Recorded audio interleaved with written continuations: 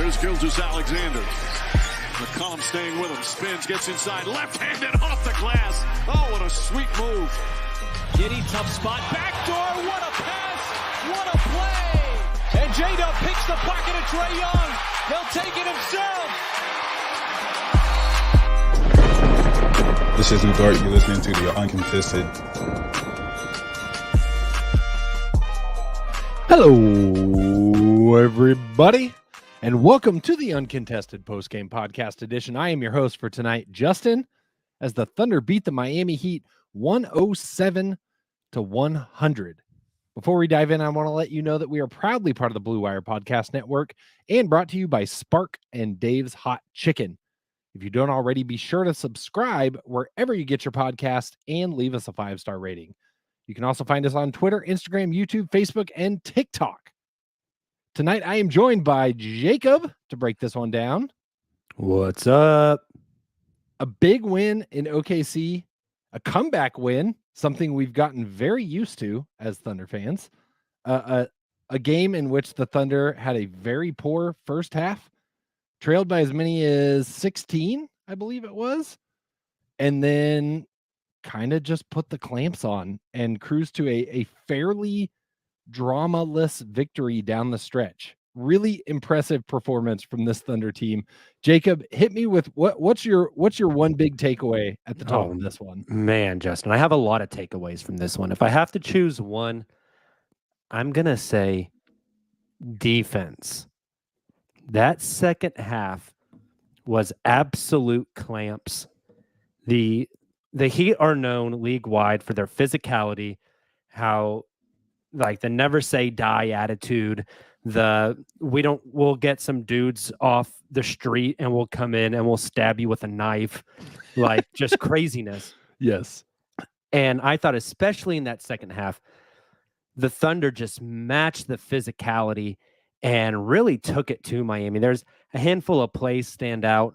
There was a huge Chet block on Jimmy Butler, which people in the comments over here saying that Chet ended the night with 0 blocks in the box score, which would be very wrong because he had an emphatic block. It ended up leading to a Jaime Jaquez 3. It does show him as zero blocks in the box. They're cooking the books, dude. They are absolutely cooking the books. There was a play in the third quarter where Dort just like went fullback / middle linebacker mode and blew through somebody, ripped the ball away, and got down to the other end for a layup. The J. Will putback off the Isaiah Joe missed kind of up and under scoop shot where he knocked, I forget who was in front of him trying to box him out, but he knocked someone to the ground and got the putback. I felt like just the Thunder out-physicaled the Heat in that second half, and it's exactly what you want to see from the second youngest team in the league, Justin. From the second youngest team in the league. That 100% was the tale of two halves, right? The defense in the first half was one of the glaring issues. Shooting was a challenge in the first half of the Thunder, but I thought on the defensive end, kind of the sloppy rotations, a little bit slow getting to their spots, led to a lot of open shots for Miami, which they did not miss in that first half. The Thunder gave them opportunities, and credit the Heat for taking full advantage of it early. Second half was a different story. Oklahoma City was rotating. They were crisper in their rotations. They were more aggressive defensively. You hit on a bunch of great individual plays that when this team is creating turnovers and able to get out in transition, it just totally changes the game. I feel like the first half looked like Miami Heat basketball, and the second half looked like Oklahoma City Thunder basketball. Totally agree. And I don't want this to seem like it's an excuse or discrediting the Heat, because that's not my intention here. But really, Justin, to me, as far as just the scoreboard, the difference between the first half and the second half was Patty Mills. who had 11 Yes, points he on did. like 100% shooting in the first half and got 2 points in the second half. Jaime Jaquez had 17 points in the first half. Yep. Only 8 in the second half. The Heat had Jimmy Butler got 20. Rozier got 14. The rest of their starters got 5, 7, and 9. They held Bam Adebayo to 5 points on 1 of 9 shooting. Guy did have 10 rebounds, 4 assists, a steal, and 2 blocks, which is nice. But when Jaime Jaquez outscores 3 of their 5 starters, I mean, it was just a matter of, can you slow those 2 down? One of them being Patty freaking Mills. Who was not playing basketball a month ago. Yeah, like that inevitably was going to happen. Jaime's just really good. Yep. It was just a bad mix of everything in that first half. Bad Chet, less efficient Shai, et cetera, and guys from the Heat being hot, and go figure, the Heat were hot. And then when you shut them down in the second half and they clamped in and it worked. Great win. It worked. And I think that you hit on a couple individual guys. We'll probably break that down a little bit more coming up. But I think total collective effort tonight. That's another thing that if I have a takeaway from this game, the return of the bench is what I would frame this one as. And I think not a coincidence. You get J. Will back and the bench elevates as a whole unit. J. Will had a great game tonight off the bench, 17 minutes. He had 5 points off 2 of 3 shooting, 1 of 1 from behind the arc, 7 boards, 1 steal, and 1 block. But even more than the counting stats, his energy was infectious. And it felt like whenever he was in the game, he was doing the hustle plays. And I think that carried over to guys like Aaron Wiggins, who had, again, just like doing the dirty work, making the spark plays all game long. Isaiah Joe had a nice night tonight. 2 of 6 from behind the arc. Not as hot as what we would like to see from Joe, but still some nice moments. The 2 threes that he hit were both pretty big. And then Gordon Hayward, a guy that I'd love to spend a little bit of time talking about. Jacob, you said something in our Slack that I would love for the internet to hear about what you felt about Gordon's performance tonight. I thought it was his best performance as a Thunder player, and I don't think it was close. Yeah. His stat line for tonight, let me get it pulled up here. 18 only minutes, 3 points, 1 of 3 shooting, 1 of 2 from behind the arc, 2 boards, 4 assists, 1 steal. Doesn't jump off the page from a counting stat perspective, but I agree. A really nice game from Hayward. He did so much.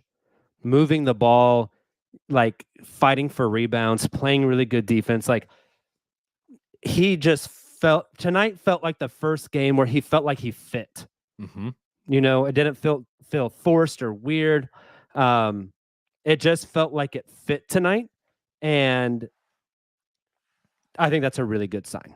Yep, I think it's a really good sign. It felt like he was facilitating more so than we've seen, where like he's playing within the flow of the offense and setting guys up. He had a couple nice passes, like I said, the 4 assists. I agree, like not a game that jumps off the page, but a guy that's working himself back from injury, getting acclimated to a new team. Had put up a lot of just kind of meh, blah, nothing games that it's starting to feel like maybe we're starting to see the integration take hold a little bit. For sure. Before tonight, I would have said the Portland game was his best game in a Thunder uniform. So we're stacking, and that's a good thing. You mentioned the bench, Justin. I wanted to touch on that for just a second. The bench tonight, when you look down, let's just look at points real quick. You mentioned J. Will 5, Hayward 3, Joe 10, Wiggins 7, Wallace 3. They played 10 guys in the rotation tonight. Yep. Notably, no Kenrich Williams. No Kenrich. Very interesting. And notably, no Biyombo or Muscala. Mm-hmm. Now, the Heat do play a little bit small as well. We saw Gordon Hayward at the 5 minutes again for the second straight game. But those points again, 5, 3, 10, 7, 3. That is 28 points. Damn, that's quick math. Hell yeah. 28 points off the bench for the Thunder. When you look at rebounds, 7, 2, 4, 3, 0. You look at assists, 0, 4, 1, 1. Just some great production. Let's go back to the Portland game. And when you look at that box score against Portland, there was 10, 0, 0, 2, 2 as bench scoring. That's not great. When you go back to that Lakers game, back at the beginning of the week, Lots of guys off the bench scored because they played everybody, because they got their asses whooped and just cleared the bench at the end. Right. It's like for different 3, reasons. 2, 2, 3, 0, 0, 7, and then you got Aaron Wiggins with 12. So I felt like, and I had mentioned this on the post game after the Portland game, and I mentioned on Twitter tonight, I felt like they were going to be intentional in trying to get the ball movement back up and get the bench more involved offensively. I felt like that happened tonight, and I think you hit the nail on the head earlier. I think getting J. Will back is actually a really big thing for this team. I mentioned that the Heat kind of like to play small at times, and we saw Gordon Hayward as the lone big in quotation marks. We also saw the end of this game, the Thunder ran the 2 big lineup of Chet and J. Will, which we have not seen a ton of this season. Not a lot. And I thought it was awesome because I thought J. Will was phenomenal on Bam Adebayo. Yeah, I think so too. I think the variety of lineups we saw tonight was very interesting, and the 2 big lineup down the stretch, very successful. I think that's something, it's nice to have that as just like a tool in your arsenal, and it's gotten enough burn now that it's starting to feel like a thing that I will not be surprised the first time we see the 2 big lineup get trotted out in the playoff series, right? Like it's going to be one of those things that the opposing team may not be ready for. The opposing team may not like be, it may be the thing that kind of like turns the tide a little bit. And I think that tonight was a good example of how successful that can be in certain scenarios, in certain doses. Definitely. They're just so versatile. They can do a little bit of everything. And not only the players, but the team can play in a variety of... Tonight was a, 107-100? Yep. Like just a grinded out, gritty... 107-100 in the year of our Lord, 2024. Sounds like a high school game, not an NBA game, you know? Yes. And so I think that's... They can win the ugly, muck it up, get in the dirt games. They can win the shootout games. They can just do a little bit of everything. And I don't know. It was nice to see them be able to just be the aggressor, especially in that second half tonight. Yep. He had like 43 second half points. 43. Yep. It's insane. Insane. Lots more to break down. Before we do so, we're going to take a quick break. And I'm going to tell you about one of our sponsors, Dave's Hot Chicken. The East Hollywood pop-up sensation turned fast casual superstar Dave's Hot Chicken is now serving Oklahoma in Bricktown, Edmond, and coming soon to Chisholm Creek. Their mouth-watering sliders and tenders are offered at 7 spice levels, ranging from no spice to Reaper, which requires a signed waiver for those who dare. Each piece of hand-breaded chicken is spiced to order using a blend crafted specifically for its heat level or no spice at all, along with sides of house-made kale slaw, creamy mac and cheese, and crispy seasoned fries. And try the new Dave's Not Chicken. Cauliflower slices that taste just like Dave's Hot Chicken, but they're not. Visit Dave's Hot Chicken in Bricktown, right next to Fuzzy's Taco Shop, before or after the next Thunder home game. Jacob, you've hit on a lot of great themes so far. We've talked about the bench. Let's go up to the starting 5 and talk Maybe it's important we talk about those guys, Justin. I don't know. I guess. Let's talk about everyone's favorite hot topic, Josh Giddey. Josh Giddey tonight, 23 minutes, 11 points, 5 of 9 shooting, 1 of 3 from behind the arc, 9 boards, 6 assists. A great game. A great game from Josh Giddey. Some really nice plays. I love seeing him cut. The backdoor cuts and like playing in that dunker spot have been really impressive to me lately. In addition to, he had 2 passes to begin this game. Just the quintessential Josh threading the needle plays that you love to see. It's starting to feel like you talked about stacking games earlier. Stacking games for Josh Giddey right now feels like he's starting to get comfortable in a role. I'd love your thoughts. Definitely. There's some people in the chat over here that are attempting to flame me. It's not working, folks. But keep trying. I have been critical of Josh. And the past few games, if you have listened to the shows, I've been very congratulatory of Josh because he played really good against the Lakers, and the Lakers put a guard on him to guard him, not a big. Yep. He played really good in Portland. Yep. They put a guard on him, not a big. Tonight, Nikola Jovic guards him, not the big, Bam Adebayo. Josh, another great game. I do not think that's a coincidence, Justin. Nope. I think that is very, very important. And I also think you hit the nail on the head. They are changing up some of the things Josh does offensively. They are running him more with the second unit. He's getting the ball in his hands a little bit more. Yep. Which is where he's comfortable. You mentioned the passes. The backdoor dub cut that he hit. Filthy. That window was so small. Like, it missed 2 defenders' fingertips by less than 3 inches. Like, just an incredibly tight window to get that ball. And I don't know how it got there. Just impressive stuff. Did you read his stat line? I'm sorry. I did. Yeah, nearly a triple-double. I love the 9 rebounds. Still a little bit left to desire defensively, but I thought he competed. There's some plays where he gets caught flat-footed, and he just doesn't have like the athleticism to be an elite defender. It just is what it is. It is. And it always has been, right? Yeah. Yep. He has a chance to make up for that with IQ and positioning and team defense. There's some times where I wish he was a little more aggressive on the defensive glass. I feel like he could be really impactful there. And there's some times where it feels like he just watches defensive rebounds. But overall, you nailed it. And that's 3 straight games of good Josh Giddey games. I have been harping since the turn of the new year. Josh will have good games like the Toronto game. Mm-hmm. And then he follows it up with a handful of stinkers. The biggest thing for Josh is finding consistency.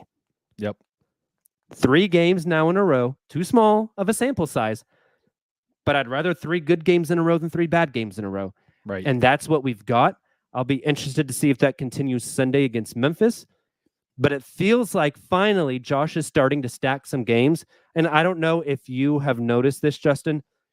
I feel like you can visibly see more like positive emotion out of Josh. Oh, totally. On the bench and on the court as well. And I don't think those 2 things are unrelated. No, not at all. Yeah. I mean, as frustrating as it's been to be a fan and watch this team and just you can see the issues. Like, that Josh is aware of them too, right? Like, he's an NBA player for a reason. He's not ignorant of where the problems are. Nobody is. Nobody on the staff is. Nobody in the front office is.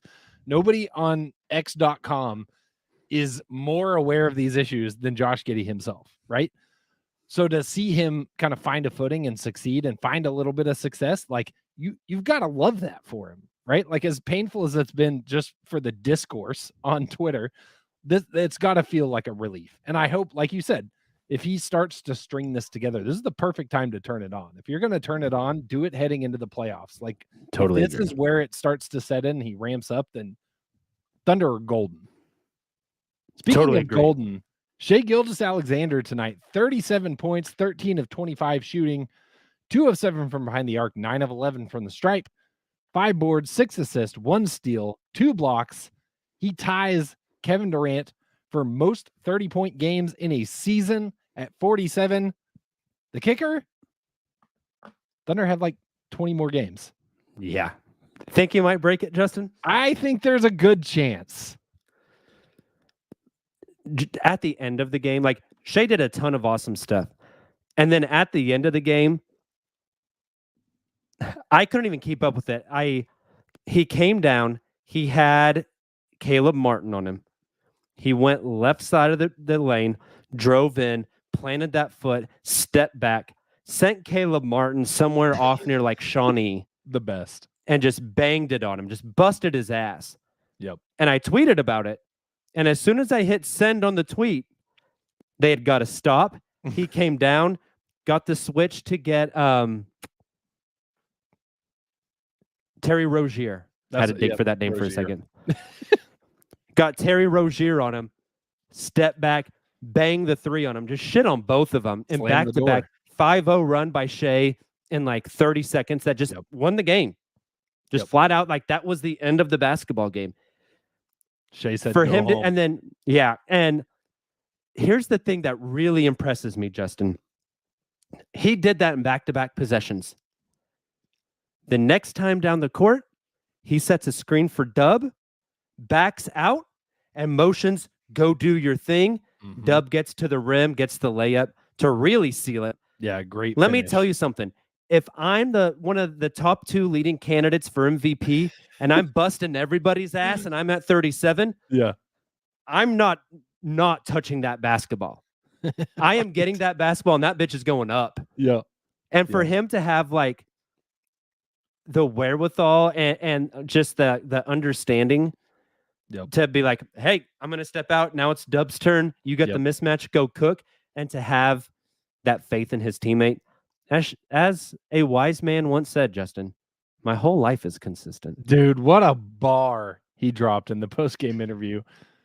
Incredible. With the dogs barking in the background. I love that now when they run off the court up the tunnel, all the fans are barking at the Jaylins. I haven't noticed that. Yeah, they were doing it tonight. You could hear it pretty loud. It was amazing.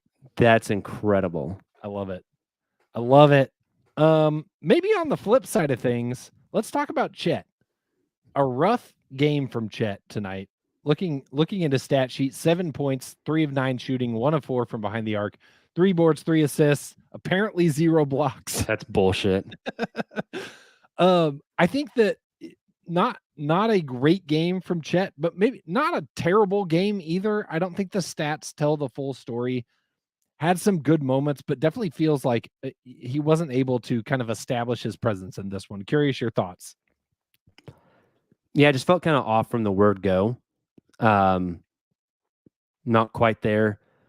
I thought defensively he was still very impactful, but hit a big 3 late that really helped the run there at the end. I thought did good things, didn't make shots. Not the greatest night for him. And spoiler alert, he's a rookie.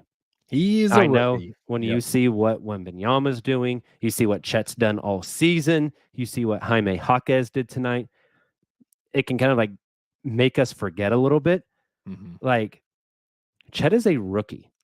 Yep. What does he look like this time next year, Justin? Yeah, that's it. That's exactly what you hope for, right? That's what the conversation has been around many players. Is as you develop, you've got to develop that consistency. Like what J-Dub has done in his first 2 years, like that's not normal.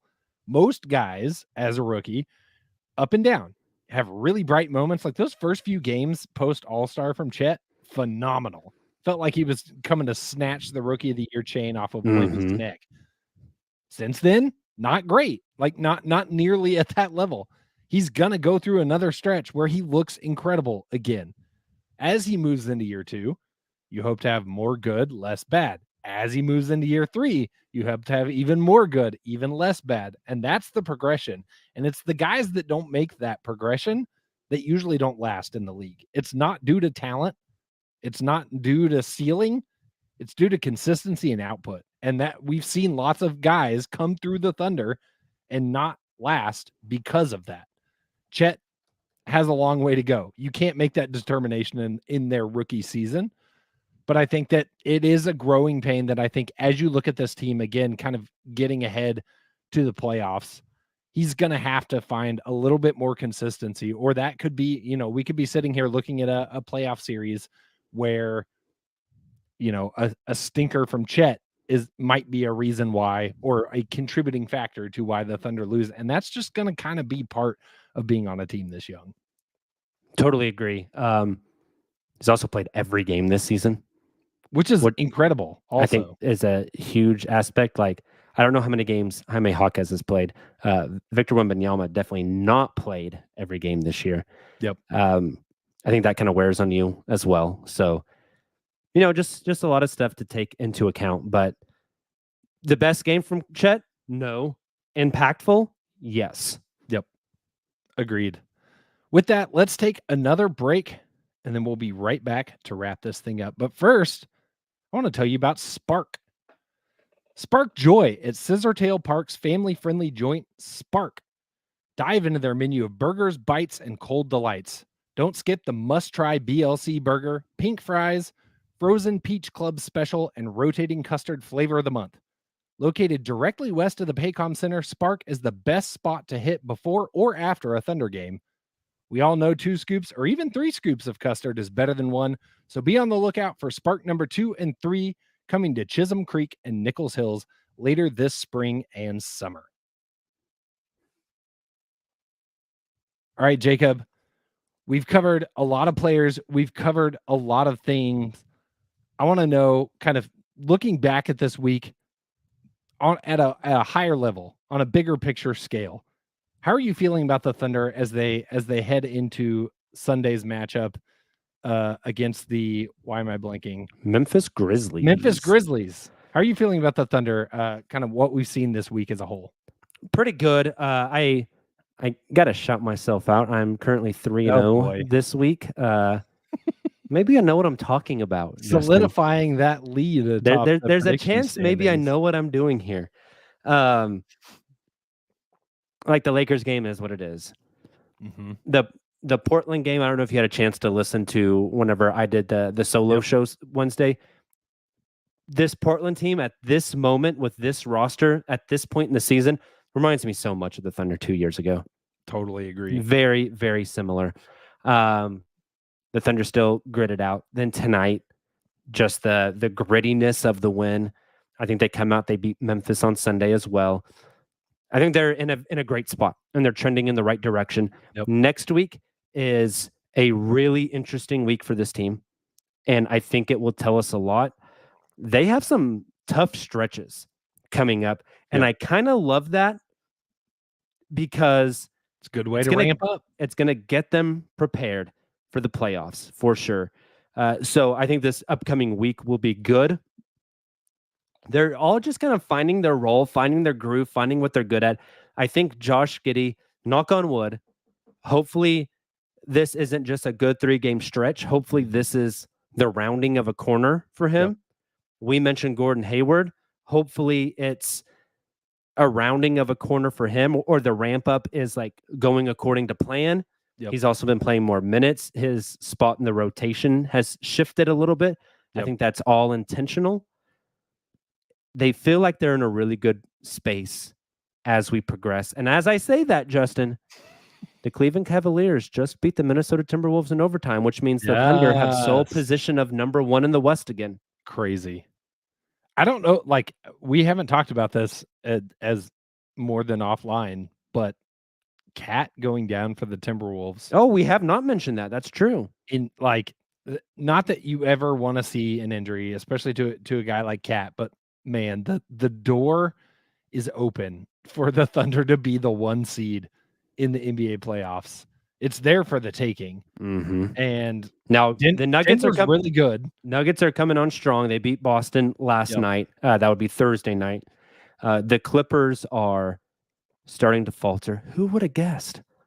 A James Harden-led team faltering late in the season? Don't believe it. Yeah. But it's just insane to me. Again, with the theme of big picture, right? Looking back at everything, kind of where the Thunder are, the opportunity is sitting right there. Mm-hmm. And it's hard to compare eras, right? But you're starting to see memes where it's like Shai, J-Dub, Chet, greater than KD, Russ, Harden. You think about the jump that team took. There's a non-zero chance that the jump that this team is taking currently rivals that, if not surpasses it. It's hard to say it surpasses it until you see what happens in the postseason.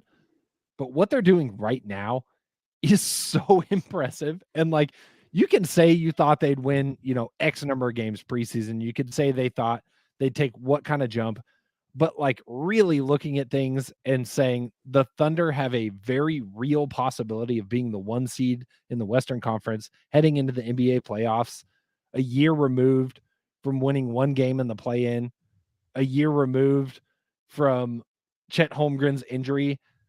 That's insane. And I think that we always have to remember, I have to remind myself. And so by way, I'm going to remind all of you listening to this, like, this is the good part. Enjoy this, because this is the last time that it's just like good vibes and dog barks in OKC. Like, there's serious expectations coming, and that changes everything. I think you're starting to see it with Shai. Like, you can picture a player's rise, same thing for a team, of like, the better they get, the more popular they get, and then they hit a point where the popularity dips, and all of a sudden the haters come out. Shai's hitting that point. The free throw merchant narratives are taking hold. I love it. I posted it on the internet yesterday. Some folks who are fans of a team in the play-in calling Shai a foul merchant when they were cooking up SGA trades 18 months ago. Ironic. It's just absolutely chef's kiss for me. Absolutely chef's kiss. But the same thing's going to happen with this team too, right? Like, everybody's all on the good vibes Thunder train right now. 2 years from now, everyone's going to hate the Thunder. Yeah, very much so. So I've enjoy noticed this that part. even with this run, like, I've started to embrace my inner hater, Justin. Maybe that's how it starts. I kind of love it. Yeah. It's been, we haven't had anything to tout for years, right? Like, other than how many draft picks the Thunder had, there wasn't a lot to and we still get to flex that. And we still get to, yes. Incredible. Any parting thoughts, Jacob, before we close this one out? They're a good team, Justin. They're a good team. They're conversation good dogs, for another podcast. They're good dogs. But I wonder, with the way the play-in is set up, I wonder if the 1 seed really is like, I mean, you want home court advantage throughout the Western Conference playoffs in case you make the Western Conference finals. But the 1 seed is the very last team to know who they're playing. That's the 2 true. seed is the second to last team to know who they're playing. Gamesmanship. Like, for what it's worth, the Thunder are not going to gamesmanship some last games of the season. There is 0% chance in hell they try sitting guys and doing all this stuff. But it's an interesting thought. But that's a conversation for a different pod. Speaking of, if you're listening to this on Saturday, come on back Sunday night for our group pod, 9 p.m. We'll get the gang together. We'll talk all those big themes. We'll talk about the week that was and the week that lies ahead. So much to talk about with this Thunder team. We appreciate all of you in the chat. Tons of people in the stream tonight. Love celebrating a Thunder win with you on a Friday night. The degenerates were out in full force. Hey, degenerate, why don't you get at Justin on twitter.com and get him to make us a degenerates t-shirt? Okay. Anyway. Actually, Justin is cooking up some heat in the kitchen. Working on it. Maybe drop it soon. We also have, sorry, not to hijack the end here, Justin, but we have a couple of pretty exciting announcements. I think we're going to drop this Sunday on the show. Yeah. So be on the lookout for that as well. Don't miss it. Fun stuff coming up. We appreciate all of you. Make sure you subscribe so you don't miss a single episode. Drop a review. We got a really nice review yesterday that warmed my heart on Apple Podcasts. So if you haven't reviewed us yet and you have something nice to say, we'd love to hear it. Go drop that. We would greatly appreciate it. Until next time, and as always, Thunder up.